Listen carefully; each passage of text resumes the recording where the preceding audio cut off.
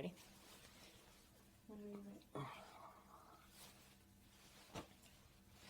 Hi, it's AJ, and it's time for rule number 5.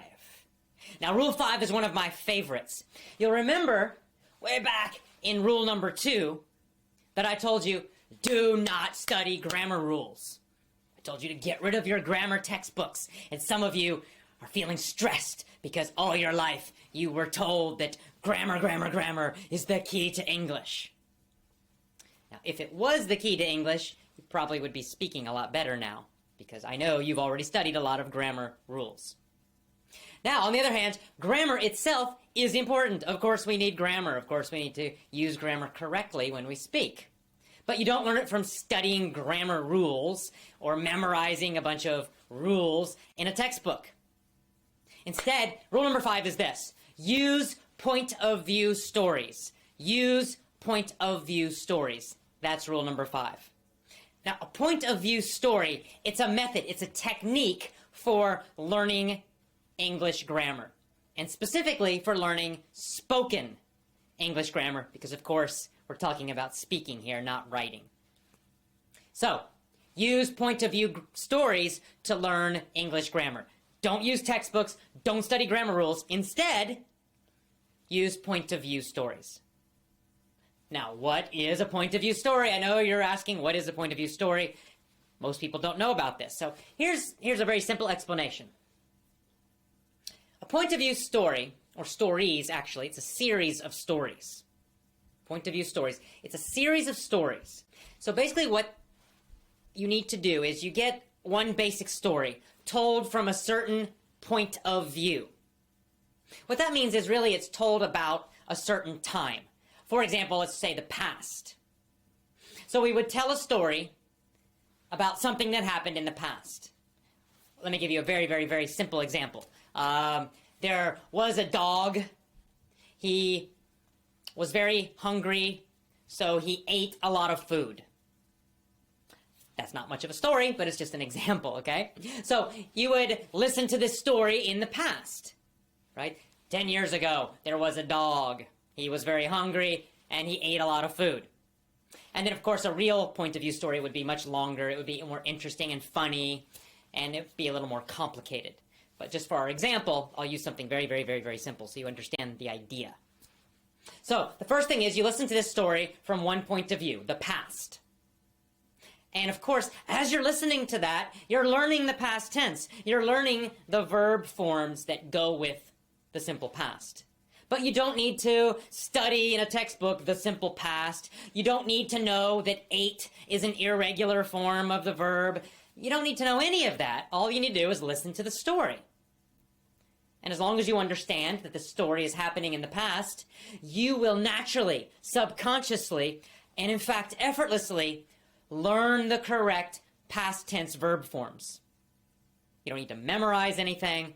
You certainly don't need to analyze any kind of rules or textbooks. Now here's the next thing you do with point of view stories. Next, you would listen to that same exact story, but now it would be told from the present point of view. So you might listen to a story that starts like this. There is a dog, and right now he's very hungry. So he eats a lot of food. Now again, this isn't a real story, but it gives you an example. It's the same basic structure, right? The same basic story, but now it's happening now. It's happening today. Or it might happen every day. And so what you would do is then you'd listen to that story. Of course, a real story would be longer and more complicated and more interesting and more funny, but you get the idea. And by listening now to these two versions of the story, you would learn the past, and then you would learn the present. You wouldn't just learn the verb forms. You would learn all of the structures. You would learn how we talk about the past. You would learn how we talk about the present. You would learn those important little time phrases like right now, today, 10 years ago. Because those little time phrases tell you which verbs to use.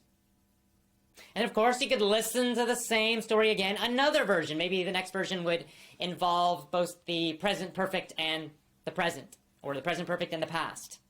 Again, you don't need to know the present perfect. You don't need to know what that means. You don't need to analyze it. You don't need to remember it. You would just listen to the story, and as long as you understood the meaning and the time, you would learn the present perfect correctly, effortlessly, subconsciously. It would go into your brain without thinking, and that's what we want. With speech, there's no time to think and remember a bunch of rules.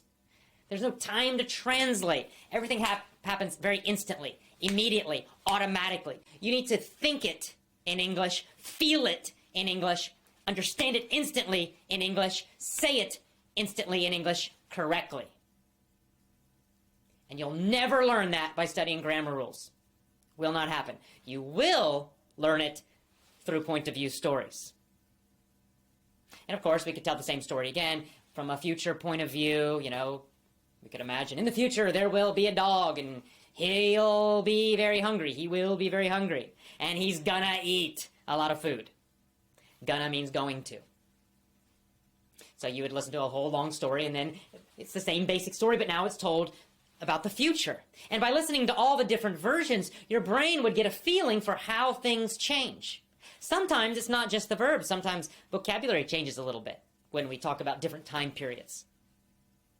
And of course, it's not just verb forms. We can use other grammar to focus on with these kind of stories. And making these changes helps your brain understand what's happening without you having to think about it and analyze it and memorize like you're taking a test. It all just happens automatically by listening to these simple, funny, interesting stories and listening to all the different versions. That's how you learn spoken English grammar. That's how you learn to use it instantly, automatically, correctly. This is much more powerful than studying some book. And the great thing is, all you have to do as the student, as the learner, all you need to do is just listen to each version of the story every day. That's all. Your job is just to listen, understand, and enjoy the stories. You just need to concentrate and focus so you can hear how things are changing. You don't need to remember any grammar terms. You don't need to remember present perfect, past perfect, future progressive. None of that matters. You can just forget all that. It doesn't matter. All you have to do is understand what the story's about, understand the meaning, understand the point of view, the time that it's happening. And then you can compare the different versions of the stories as you listen to each one every day. It's a really easy and fun way to do it. And of course, in my real point of view stories, I make the stories crazy and funny and entertaining. And I make them strange because it's easier to remember strange and funny things than normal and boring things. So that's also important. So this is how you learn grammar easily, effortlessly, unconsciously, automatically.